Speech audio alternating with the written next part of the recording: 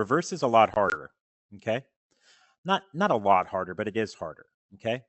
So let me, let's do a couple of these. All right, I'm gonna erase this. Okay, so what if I had 113 base 4 and I wanted to go back to base 2, okay? Now this is what your brain has to do. You have to realize that that 3 was created by 2 numbers, right? And that 1 was created by 2 numbers. And that 1 was created by 2 numbers, but it's actually 1 number, but we'll get there in a minute. Okay, so what we're going to do, this is the way I kind of visualized in my mind. The 3 was created by 2 digits. The 1 was created by 2 digits. And the 1 was created by 2 digits. Okay, because remember, we circled them in groups of 2, right? So each number was originally a 2-digit number.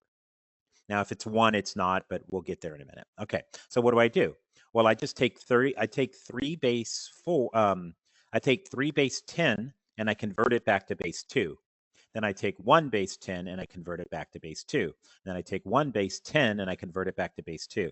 Now, remember the trick for converting backwards. You divide and write the remainder, right? So you do 3 divided by 2, you get 1 remainder 1. So we're going to write 11. So we write 11. Now remember what I said, 1 is the same in every base. So that's 1, but you'd have to include the 0.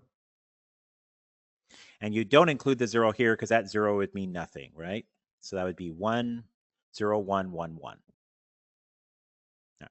I'll do a few of these because it'll take a little bit of work to get to understand what's happening, okay?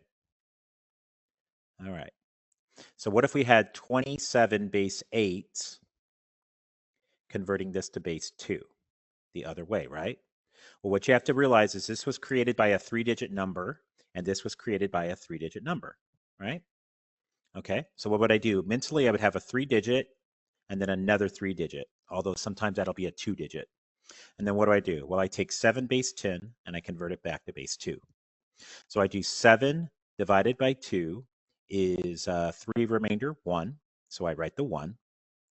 And then 3 divided by 2 is 1 remainder 1. So I write the 1. And since 1 is less than 2, I can write the 1. Okay? Then what do? I take 10 base 10 and I convert it to base 2.